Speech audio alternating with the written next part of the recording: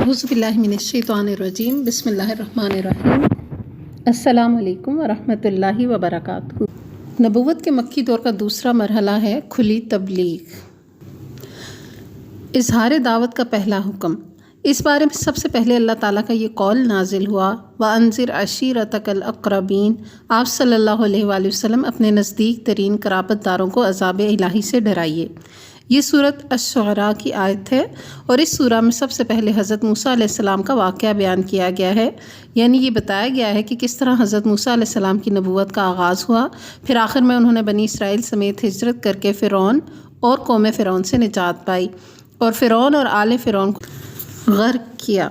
Bulb से दीगर ये तज़किरा उन तमाम मराहिल पर मुश्तमिल है जिनसे हज़रत मूसा अलैहिस्सलाम फ़िरौन और कौम फ़िरौन को अल्लाह के दीन की दावत देते हुए गुज़रे थे।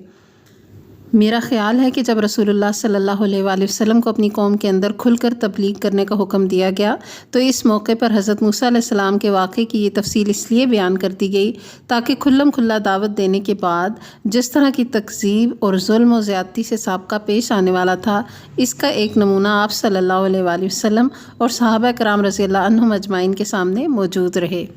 यानी इनको मेंटली पहले से प्रिपेयर कर दिया गया। दूसरी तरफ इस सूरत में पैगम्बरों को झुटलाने वाली अक़वाम मसलन फ़िरौन और कौम फ़िरौन के अलावा कौम नूह, आद, समूद, कौम इब्राहीम अलैहिस्सलाम, कौम लूत और अस्हाबुल ऐका के अंजाम का भी ज़िक्र किया गया है। इसका मकसद गालिबन यह है कि जो लोग आपको झुटलाएं इन्हें मालूम हो जाए कि तकज़ीब पर इसरार की सूरत में इनका अंजाम क्या होने वाला है और वह अल्लाह ताला की तरफ से किस किस्म के मुआख़ज़े से दो चार होंगे। नीज़ अहले ईमान को मालूम हो जाए कि अच्छा अंजाम इन्हीं का होगा, झुटलाने वालों का नहीं होगा। तो अब पूरे कुरान में अब देखें कि हर बात जो भी अमाल दिखाए गए कि जो बुरे अमाल कर रहे होते हैं वो वक्ती तौर पर अगर बहुत ऊंचे भी उठे हों तो अंजाम उनका बुरा ही होता है। इसी तरह अहले ईमान का अंजाम अल्लाह सुब्हानहू व तआला की तरफ से निजात होगा।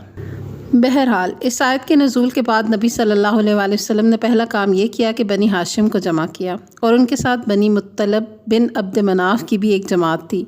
कुल 45 आदमी थे, लेकिन अबू लहब ने बात लपक ली और बोला, देखो ये तुम्हारे चचा और चचेरे भाई हैं, बात करो लेकिन नादानी छोड़ दो और ये समझ लो कि तुम्हारा ख़ानदान सारे अरब से मुकाबले की ताब नहीं रखता।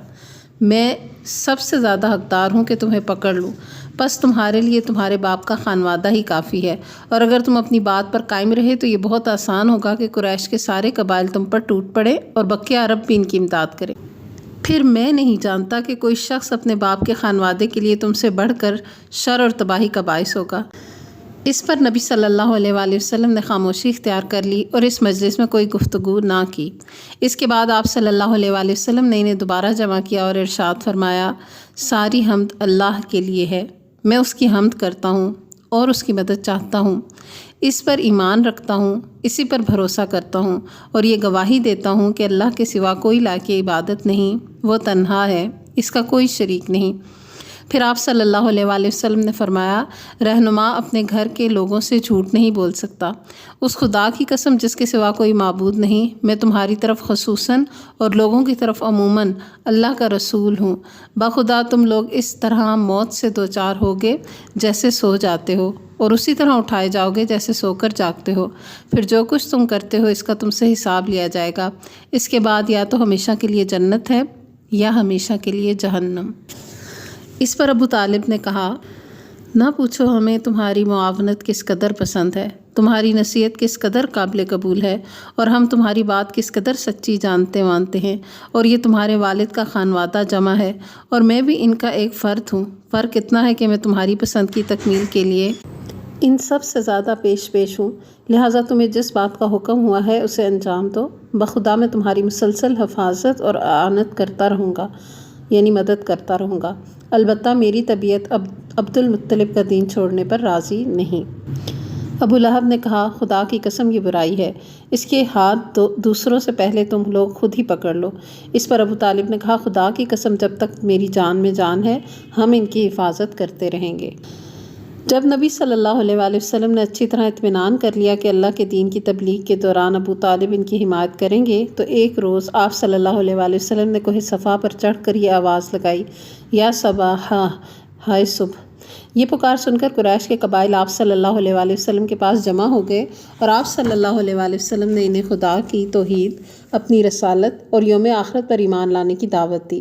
اس واقعے کا ایک ٹکڑا صحیح بخاری میں ابن عباس رضی اللہ عنہ سے اس طرح مروی ہے کہ جب وَأَنذِرْ عَشِيرَتَكَ الْأَقْرَبِينَ نازل ہوئی تو نبی صلی اللہ علیہ وآلہ وسلم نے کوہ صفا پر چڑھ کر بطون قریش کو آواز لگانی شروع کی، اے بنی فہر، اے بنی عدی، یہاں تک کہ سب اکٹھا ہو گئے، حتیٰ کہ اگر کوئی آدمی خود نہ جا سکتا تھا تو اس نے اپنا قاصد بھیج دیا کہ دیکھیں معاملہ کیا ہے۔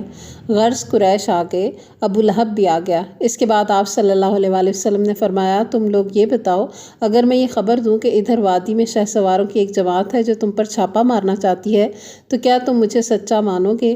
لوگوں نے کہا، ہاں، ہم نے آپ پر سچ ہی کا تجربہ کیا ہے۔ آپ صلی اللہ علیہ وآلہ وسلم نے فرمایا، اچھا، تو میں تمہیں ایک سخت عذاب سے پہلے خبردار کرنے کے لیے بھیجا گیا ہوں۔ اس پر ابو لہب نے کہا، تو سارے دن غارت ہو، تو نے ہمیں اس لیے جمع کیا تھا، نعوذ باللہ۔ اس پر سورۃ تبت یدا ابی لہب نازل ہوئی کہ ابو لہب کے دونوں ہاتھ غارت ہوں اور وہ خود غارت ہو۔ اس واقعے کا ایک اور ٹکڑا امام مسلم نے اپنی صحیح میں ابو ہریرہ رضی اللہ عنہ سے روایت کیا ہے۔ وہ کہتے ہیں کہ جب آیت وَأَنذِرْ عَشِيرَتَكَ الْأَقْرَبِينَ نازل ہوئی تو آپ صلی اللہ علیہ وآلہ وسلم نے پکار لگائی۔ یہ پکار عام بھی تھی اور خاص بھی۔ آپ صلی اللہ علیہ وآلہ وسلم نے کہا، اے جماعت قریش، اپنے آپ کو جہنم سے بچاؤ، اے بنی کعب، اپنے آپ کو جہنم سے بچاؤ، اے محمد صلی اللہ علیہ وآلہ وسلم کی بیٹی فاطمہ، اپنے آپ کو جہنم سے بچاؤ، کیونکہ میں تم لوگوں کو اللہ کی گرفت سے بچانے کا کچھ بھی اختیار نہیں رکھتا، البتہ تم لوگوں سے نسب و قرابت کے تعلقات ہیں جنہیں میں باقی اور تر و تازہ رکھنے کی کوشش کروں گا۔ یہ بانگ درا غایت تبلیغ تھی، یعنی تبلیغ کی وجہ یہ تھی۔ رسول اللہ صلی اللہ علیہ وآلہ وسلم نے اپنے قریب ترین لوگوں پر واضح کر دیا تھا کہ اب اس رسالت کی تصدیق ہی پر تعلقات موقوف ہیں، اور جس نسلی اور قبائلی عصبیت پر عرب قائم ہیں وہ اس خدائی انذار کی حرارت میں پگھل کر ختم ہو چکی ہے۔ اس آواز کی گونج ابھی مکے کے اطراف میں سنائی ہی دے رہی تھی کہ اللہ تعالیٰ کا ایک اور حکم نازل ہوا، فَاسْدَعْ بِمَا تُؤْمَرُ وَأَعْرِضْ عَنِ الْمُشْرِكِينَ۔ آپ کو جو حکم ملا ہے اسے کھول کر بیان کر دیجئے اور مشرکین سے رخ پھیر لیجئے۔ اس کے بعد رسول اللہ صلی اللہ علیہ وآلہ وسلم نے شرک کے خرافات اور اباطیل یعنی باطل معاملات کا پردہ چاک کرنا اور بتوں کی حقیقت اور قدر و قیمت کو واشگاف کرنا شروع کر دیا۔ آپ مثالیں دے دے کر سمجھاتے کہ کس قدر عاجز اور ناکارہ ہیں یہ بت، اور دلائل سے واضح فرماتے کہ یہ شخص جو انہیں پوجتا ہے اور ان کو اپنے اور اللہ کے درمیان وسیلہ بناتا ہے وہ کس قدر کھلی ہوئی گمراہی میں ہے۔ مکہ ایک ایسی آواز سن کر جس میں مشرکین اور بت پرستوں کو گمراہ کہا گیا تھا احساس غضب سے پھٹ پڑا اور شدید غم و غصہ سے پیچ و تاب کھانے لگا، گویا بجلی کا کڑکا تھا جس نے پرسکون فضا کو ہلا کر رکھ دیا تھا۔ اس لیے قریش اس اچانک پھٹ پڑنے والے انقلاب کی جڑ کاٹنے کے لیے اٹھ کھڑے ہوئے کہ اس سے پشتینی رسم و رواج کا صفایا ہوا چاہتا تھا، یعنی نسل در نسل جو پرانے رسم و رواج تھے وہ اب ختم ہو رہے تھے۔ قریش اٹھ پڑے کیونکہ وہ جانتے تھے کہ غیر اللہ کی الوہیت کے انکار اور رسالت اور آخرت پر ایمان لانے کا مطلب یہ ہے کہ اپنے آپ کو مکمل طور پر اس رسالت کے حوالے کر دیا جائے اور اس کی بے چون و چرا اطاعت کی جائے، یعنی اس طرح کہ دوسرے تو درکنار خود اپنی جان اور اپنے مال تک کے بارے میں کوئی اختیار نہ رہے۔ اور اس کے معنی یہ تھے کہ مکہ والوں کی دینی رنگ میں اہل عرب پر جو بڑائی اور سرداری حاصل تھی اس کا صفایا ہو جائے گا، اور اللہ اور اس کے رسول کی مرضی مقابل میں انہیں اپنی مرضی پر عمل پیرا ہونے کا اختیار نہیں رہے گا، یعنی نچلے طبقے پر انہوں نے جو ظلم روا رکھے تھے اور صبح شام جن برائیوں میں وہ لت پت تھے اس سے دستکش ہوتے ہی بنے گی، یعنی اب اس کو چھوڑنا ہی پڑے گا۔ قریش اس مطلب کو اچھی طرح سمجھ رہے تھے، اس لیے ان کی طبیعت اس رسوا کن پوزیشن کو قبول کرنے کے لیے تیار نہیں تھی، لیکن کسی شرف اور خیر کے پیش نظر نہیں، بل یرید الانسان لیفجر امامہ، بلکہ اس لیے کہ انسان چاہتا ہے کہ آئندہ بھی برائی کرتا رہے۔ قریش یہ سب کچھ سمجھ رہے تھے، لیکن مشکل یہ آن پڑی تھی کہ ان کے سامنے ایک ایسا شخص تھا جو صادق و امین تھا، انسانی اقدار اور مکارم اخلاق کا اعلیٰ نمونہ تھا، اور ایک طویل عرصے سے انہوں نے اپنے آباء و اجداد کی تاریخ میں اس کی نظیر نہ دیکھی تھی اور نہ سنی تھی۔ آخر اس کے بالمقابل کریں تو کیا کریں؟ قریش حیران تھے اور انہیں واقعی حیران ہونا چاہیے تھا۔ کافی غور و خوض کے بعد ایک راستہ سمجھ میں آیا کہ آپ کے چچا ابو طالب کے پاس جائیں اور مطالبہ کریں کہ وہ آپ کو آپ کے کام سے روک دیں۔ پھر انہوں نے اس مطالبے کو در حقیقت عملی جامہ پہنانے کے لیے یہ دلیل تیار کی کہ ان کو معبودوں کو چھوڑنے کی دعوت دینا اور یہ کہنا کہ یہ معبود نفع و نقصان پہنچانے یا کچھ اور کرنے کی طاقت نہیں رکھتے، در حقیقت ان معبودوں کی سخت توہین اور بہت بری گالی ہے، اور یہ ہمارے ان آباء و اجداد کو احمق اور گمراہ قرار دینے کے بھی ہم مانی ہے جو اسی دین پر گزر چکے ہیں۔ قریش کو یہی راستہ سمجھ میں آیا اور انہوں نے بڑی تیزی سے اس پر چلنا شروع کیا۔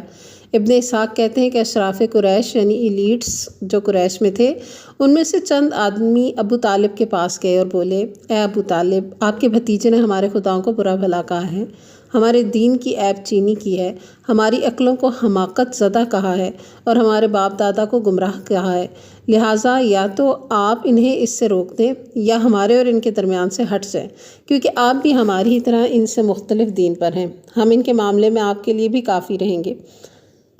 اس کے جواب میں ابو طالب نے نرم بات کہی اور رازدارانہ لب و لہجہ اختیار کیا، چنانچہ وہ واپس چلے گئے اور آپ صلی اللہ علیہ وآلہ وسلم اپنے سابقہ طریقے پر رواں دواں رہتے ہوئے اللہ کا دین پھیلانے اور اس کی تبلیغ میں مصروف رہے۔ انہی دنوں قریش کے سامنے ایک اور مشکل آن کھڑی ہوئی، یعنی ابھی کھلم کھلا تبلیغ پر چند ہی مہینے گزرے تھے کہ موسم حج قریب آ گیا۔ قریش کو معلوم تھا کہ عرب وفود کی آمد شروع ہوگی، اس لیے وہ ضروری سمجھتے تھے کہ نبی صلی اللہ علیہ وآلہ وسلم کے متعلق کوئی ایسی بات کہیں کہ جس کی وجہ سے اہل عرب کے دلوں پر آپ صلی اللہ علیہ وآلہ وسلم کی تبلیغ کا اثر نہ ہو۔ چنانچہ وہ اس بات پر گفت و شنید کے لیے ولید بن مغیرہ کے پاس اکٹھے ہوئے۔ ولید نے کہا، اس بارے میں تم سب لوگ ایک رائے اختیار کر لو، تم میں باہم کوئی اختلاف نہیں ہونا چاہیے کہ خود تمہارا ہی ایک آدمی دوسرے آدمی کی تکذیب کر دے اور ایک کی بات دوسرے کی بات وہ کاٹ دے۔ لوگوں نے کہا، آپ ہی کہیے۔ اس نے کہا، نہیں، تم لوگ کہو، میں سنوں گا۔ اس پر چند لوگوں نے کہا کہ ہم کہیں گے کہ وہ کاہن ہے۔ ولید نے کہا، نہیں، بخدا وہ کاہن نہیں ہے، ہم نے کاہنوں کو دیکھا ہے۔ اس شخص کے اندر نہ کاہنوں جیسی گنگناہٹ ہے، نہ ان کے جیسی قافیہ گوئی اور تک بندی۔ اس پر لوگوں نے کہا، تب ہم کہیں گے کہ وہ پاگل ہے۔ ولید نے کہا، نہیں، وہ پاگل بھی نہیں، ہم نے پاگل بھی دیکھے ہیں اور ان کی کیفیت بھی۔ اس شخص کے اندر نہ پاگلوں جیسی دم گھٹنے کی کیفیت اور الٹی سیدھی حرکتیں ہیں اور نہ ان کے جیسی بہکی بہکی باتیں۔ لوگوں نے کہا، تب ہم کہیں گے کہ وہ شاعر ہے۔ ولید نے کہا کہ وہ شاعر بھی نہیں، ہمیں رجز، حجز، قریز، مقبوض، مبسوط سارے ہی اصناف سخن معلوم ہیں، اس کی بات بہرحال شعر نہیں ہے۔ لوگوں نے کہا، تب ہم کہیں گے کہ وہ جادوگر ہے۔ ولید نے کہا، یہ شخص جادوگر بھی نہیں، ہم نے جادوگر اور ان کے جادو دیکھے ہیں، یہ شخص نہ تو ان کی طرح جھاڑ پھونک کرتا ہے نہ گرہ لگاتا ہے۔ لوگوں نے کہا، تب ہم کیا کہیں گے؟ ولید نے کہا، خدا کی قسم، اس کی بات بڑی شیریں ہے، اس کی جڑ پائیدار ہے اور اس کی شاخ پھلدار ہے، تم جو بات بھی کہو گے لوگ اسے باطل سمجھیں گے، البتہ اس کے بارے میں سب سے مناسب بات یہ کہہ سکتے ہو کہ وہ جادوگر ہے، اس نے ایسا کلام پیش کیا ہے جو جادو ہے، اس سے باپ بیٹے، بھائی بھائی، شوہر بیوی اور کنبے قبیلے میں پھوٹ پڑتی ہے۔ بالآخر لوگ اس تجویز پر متفق ہو کر وہاں سے رخصت ہوئے۔ بعض روایات میں یہ تفصیل بھی مذکور ہے کہ جب ولید نے لوگوں کی ساری تجویزیں رد کر دیں تو لوگوں نے کہا کہ پھر آپ ہی اپنی بے داغ رائے پیش کر دیجئے۔ اس پر ولید نے کہا، ذرا سوچ لینے دو۔ اس کے بعد وہ سوچتا رہا یہاں تک کہ اپنی مذکورہ بالا رائے ظاہر کی۔ اس معاملے میں ولید کے متعلق سورۃ مدثر کی 16 آیات نازل ہوئیں، جن میں سے چند آیات کے اندر اس کے سوچنے کی کیفیت کا نقشہ بھی کھینچا گیا۔ چنانچہ ارشاد ہوا، اِنَّهُ فَكَّرَ وَقَدَّرَ فَقُتِلَ كَيْفَ قَدَّرَ ثُمَّ قُتِلَ كَيْفَ قَدَّرَ ثُمَّ نَظَرَ ثُمَّ عَبَسَ وَبَسَرَ ثُمَّ أَدْبَرَ وَاسْتَكْبَرَ فَقَالَ إِنْ هَٰذَا إِلَّا سِحْرٌ يُؤْثَرُ إِنْ هَٰذَا إِلَّا قَوْلُ الْبَشَرِ، یعنی اس نے سوچا اور اندازہ لگایا، وہ غارت ہو، اس نے کیسا اندازہ لگایا، پھر غارت ہو، اس نے کیسا اندازہ لگایا، پھر نظر دوڑائی، پھر پیشانی سکیڑی اور منہ بسورا، پھر پلٹا اور تکبر کیا، آخرکار کہا کہ یہ نرالا جادو ہے جو پہلے سے نقل ہوتا آ رہا ہے، یہ محض انسان کا کلام ہے، نعوذ باللہ۔ تو یہ اس کو اس طرح سے سخت الفاظ میں اس کی نقشہ کشی کی گئی۔ بہرحال یہ قرارداد طے پا چکی تو اسے جامع عمل پہنانے کی کارروائی شروع ہوئی۔ کچھ کفار مکہ عازمین حج کے مختلف راستوں پر بیٹھ گئے اور وہاں سے ہر گزرنے والے کو آپ صلی اللہ علیہ وآلہ وسلم کے خطرے سے آگاہ کرتے ہوئے آپ صلی اللہ علیہ وآلہ وسلم کے متعلق تفصیلات بتانے لگے۔ اس کام میں سب سے زیادہ پیش ابو لہب تھا۔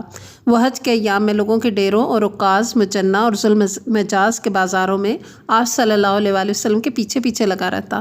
آپ صلی اللہ علیہ وآلہ وسلم اللہ کے دین کی تبلیغ کرتے اور ابو لہب پیچھے یہ کہتا کہ اس کی بات نہ ماننا، یہ جھوٹا بد دین ہے۔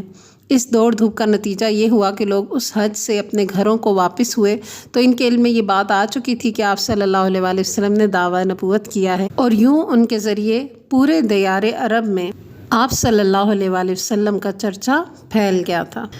یعنی وہ خود ہی آپ صلی اللہ علیہ وآلہ وسلم کی شہرت کا سبب بن گئے تھے۔ خدا آپ اپنے دام میں صیاد آ گیا۔